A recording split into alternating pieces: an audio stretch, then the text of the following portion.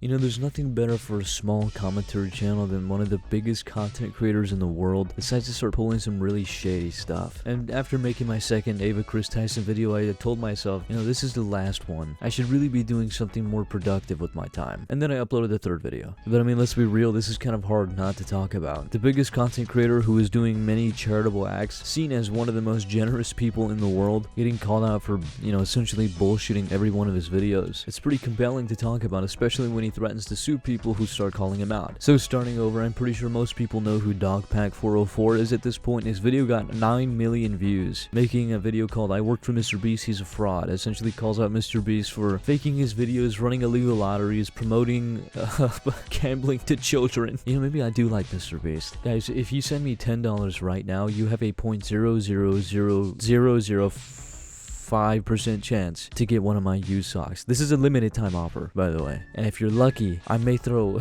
an Xbox Series X inside of it. And if you send me $50, I will send you pure Colombian cocaine. Anyways, after dogpack released this video, MrBeast had sent him a cease and desist letter, which he put on his community profile and his Twitter. It says, Dear Mr. Dogpack 404, Satan, Lord of Darkness, represents your former employer, MrBeast YouTube LLC.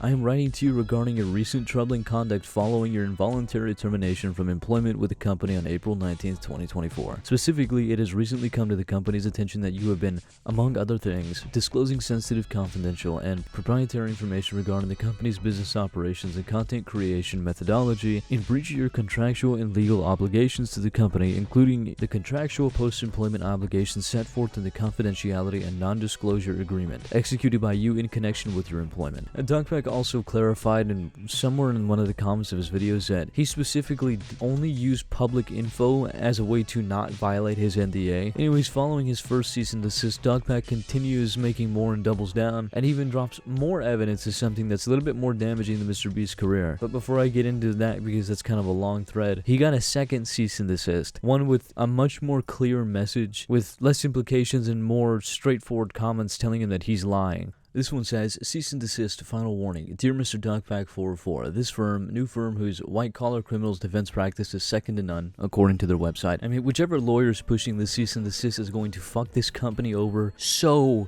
bad. Anyways, it continues and says, has recently been retained by MrBeast YouTube LLC and its founder, Jimmy Donaldson, regarding the unsettling news that you have embarked on a campaign to disparage MrBeast as a company and defame Jimmy Donaldson as an individual. Not only are your statements about MrBeast and Jimmy Donaldson untrue, they also violate the clear, binding, enforceable terms of your confidentiality and non-disclosure agreement with MrBeast, dated March 25th, 2024, the NDA agreement, which you have shown in videos posted to the internet. And he adds his own comment saying, then prove it, you have all the footage, but instead of posting any, you've just been deleting more. So this cease and desist is saying that he's lying, obviously. But I mean, like, let's be super realistic here, right? MrBeast is getting a shit ton of slack for this. All MrBeast has to do is upload a video and say, this isn't true, and then show proof. He doesn't need a lawyer for this. Anyways, going back to dogpack's response after the first cease and desist, he says, some updates. I was originally going to expose MrBeast's philanthropy efforts in being more for aiding private interest and boosting MrBeast's image than actually doing anything good, but in that investigation, I came across something far more interesting that no one else has ever found. Part 2 will be far more damaging to MrBeast's career than Part 1. As far as MrBeast's largest fundraiser, Team Seas, it's pretty well known that it has no statistically significant impact on ocean pollution. Still, people will say, well, it's still better than nothing. This is a drastic oversimplification that doesn't factor in the money, time, effort, and carbon costs associated with raising the money and removing the trash. Also, where did the trash go?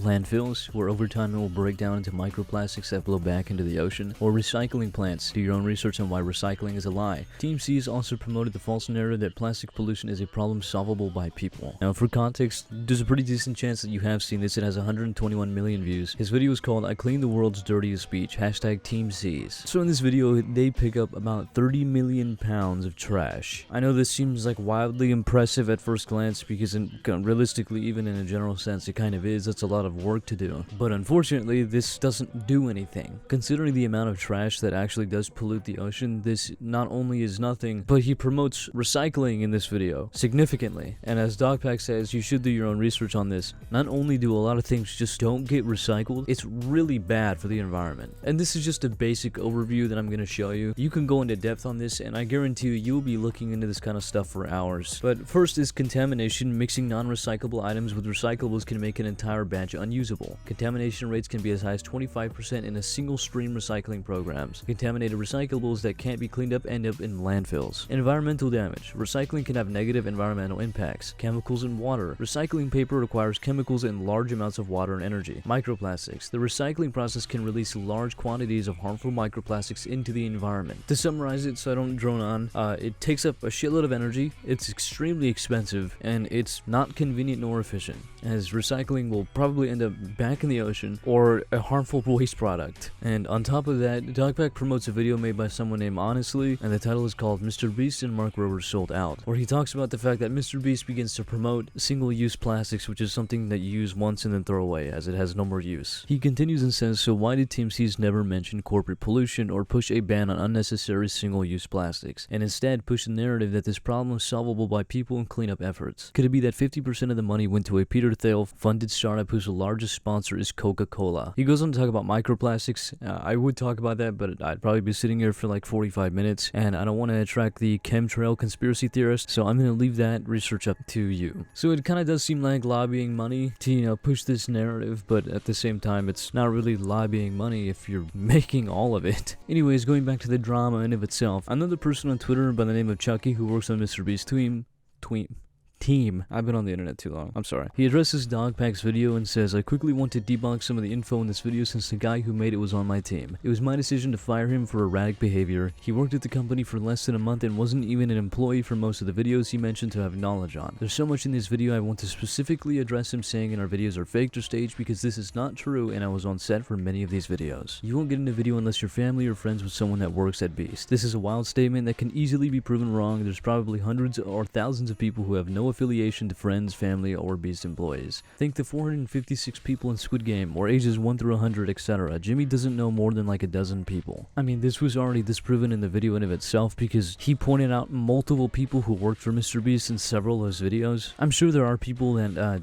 he doesn't know at all and were hired at random. But again, did they have a chance of winning? No. The train track was CGI, the bus wheels are CGI, the pit is fake. He acts like he's exposing us for using CGI to make backgrounds look cool when we have done multiple public behind the scenes videos with Socrypsy showing this. It's clearly not a secret. On top of that, we did drive buses in that pit, and the same with the train that you claim we didn't. Honestly, my input's not like spectacular here. I think he was just using CGI to make a point that his videos are faked in general, but I'm sure that could be debatable. The raccoon was a paid actor. I don't even know what to say about this. Clearly not an actor. Oh guys, pack your bags. Dogpack 404 is a massive liar, okay? The raccoon was not a paid actor, okay? He was hired and wanted to bring $1 million back to his raccoon family. He was not employed by MrBeast. That is super, super important to add in this statement. I'm not gonna go through his entire tweet. Feel free to read the entire thing because most of it is just him saying, no, it would be nice if you could somehow debunk this, but he doesn't do that. He also finishes his tweet off with saying, I could keep going, but I don't want it to be this long, which it's kind of wild to me. If, you're addressing something that's supposed to be super serious and defamatory, you would want it to be as long as possible so you can get every piece of evidence out there. This is very strange to me. And also, if you look through his little bullet points on his tweet itself, he doesn't actually address any of the bigger things like promoting